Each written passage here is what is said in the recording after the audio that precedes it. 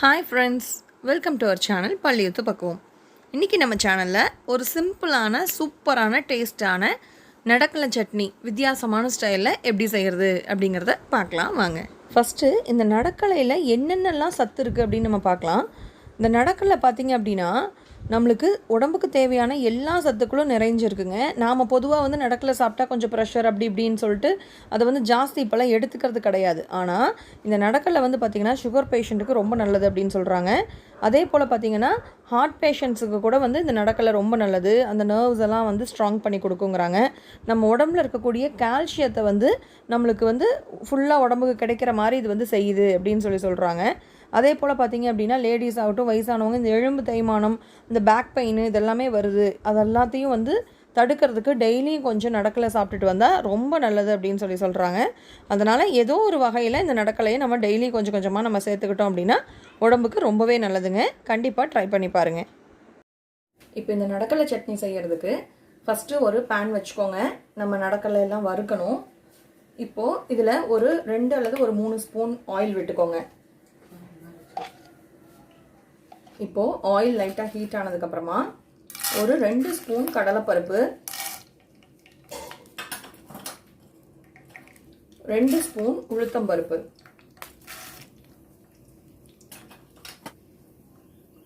ஒரு 1/2 ஸ்பூன் ஜீரகம், ஒரு 1/4 ஸ்பூன் வரக்கொத்தமல்லி. இது எல்லாத்தையும் ஃபஸ்ட்டு லைட்டாக வறுத்துக்கோங்க.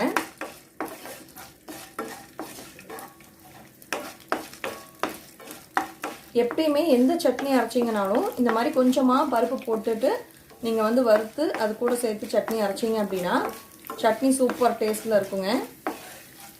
இப்போ இதில் வந்து பார்த்தீங்கன்னா காரத்துக்கு நான் ஒரு பச்சை மிளகாயை கட் பண்ணி வச்சுருக்கேன், அதை சேர்த்துக்கிறேன். கூடவே ஒரு வரமிளகாய், 2மே சேர்த்துறேன். இப்போ இதில் நீங்கள் வந்து பச்சை மிளகாய் மட்டும் சேர்த்துறதுனாலும் சேர்த்துக்கலாம், வரமிளகாய் மட்டும் சேர்த்துறதுனாலும் சேர்த்துக்கலாம். ஒவ்வொன்றும் ஒவ்வொரு விதமான டேஸ்ட்டை கொடுக்கும். இப்போ இன்றைக்கி வந்து நான் ஒரு பச்சை மிளகாய் ஒரு வரமிளகாய் 2யும் சேர்த்துருக்கேன். சீக்கிரம் செஞ்சிடலாங்க, ரொம்ப ஈஸி தான், டேஸ்ட்டு சூப்பராக இருக்கும். நீங்கள் இதை வந்து இட்லி தோசை சாதத்துக்கு கூட சாப்பிட்லாம். இப்போது இதில் நான் 1 கப் நடக்கலை சேர்த்த போகிறேன். இது வந்து பார்த்தீங்க அப்படின்னா வறுத்த கடலை. வறுக்காத கடலையாக இருந்துச்சுன்னா முதவே ஒரு தடவை வறுத்துக்கோங்க. இப்போ பாருங்கள் 1 கப் கடலை. இதில் லைட்டாக தோல் இருக்குது, பரவாயில்லன்னு அப்படியே சேர்த்துருக்கேன். நீங்கள் வேண்டாம்னா தோலை நீக்கிட்டு கூட நீங்கள் சேர்த்துக்கலாம். அடுப்பை சிம்மில் வச்சுட்டு வறுத்துக்கோங்க, இல்லைன்னா தீஞ்சு போயிடும்.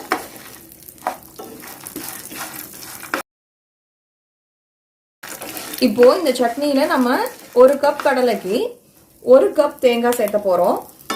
நீங்கள் இந்த தேங்காய் சேர்த்தாம கூட நீங்கள் அரைச்சி வச்சுக்கிட்டீங்க அப்படின்னா இப்போ நீங்கள் எங்கேயாவது வெளியில் போகிறீங்க, வீட்டில் இருக்கிறவங்களுக்கு ஒரு 2 நாளைக்கு ஏதாவது செஞ்சு வச்சுட்டு போகணும் அப்படிங்கும் போதெல்லாம் இந்த மாதிரி சட்னி செஞ்சு வச்சுட்டு போனீங்க அப்படின்னா ஒரு 2 நாளைக்கு அவங்களுக்கு ஃப்ரிட்ஜில் வச்சுட்டு யூஸ் பண்ணிக்கலாம், ஒன்றும் கெட்டு போகாது. ஏன்னா இதில் வந்து பார்த்திங்கன்னா வெறும் பருப்பு மட்டும்தான் சேர்த்து அரைக்கிறோம். இதுவே நீங்கள் தேங்காய் சேர்த்துனீங்கன்னா இமீடியட்டாக சாப்பிட்ற மாதிரி பார்த்துக்கோங்க.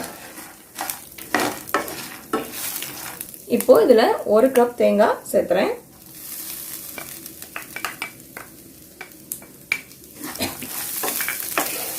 அதையும் ரொம்ப நேரம் வறுக்க வேண்டாங்க, லைட்டாக மட்டும் வறுத்துக்கோங்க.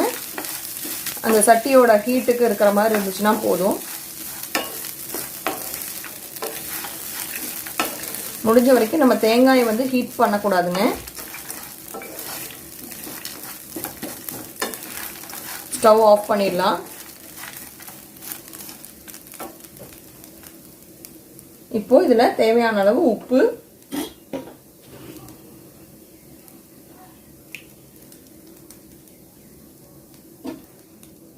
கொஞ்சமா புளி, இது ஆறட்டும், நம்ம அரைச்சிக்கலாம். இப்போ பாருங்க, நம்ம வறுத்து வச்சதை அரைச்சாச்சு. இந்த மாதிரி கொஞ்சம் நைஸாக அரைச்சிக்கோங்க. அவ்வளோதான், நம்மளுடைய சட்னி ரெடி. இப்போ இதை எப்படி தாளிக்கிறதுன்னு பார்க்கலாம். இப்போது தாளிக்க 1 ஸ்பூன் ஆயில் விட்டுக்கிறேன். இதில் ஒரு ஸ்பூன் கடுகு, 1/2 ஸ்பூன் உளுந்து, 1/4 ஸ்பூன் ஜீரகம், ஒரு வரமிளகாய், கொஞ்சமாக கருவேப்பிலை.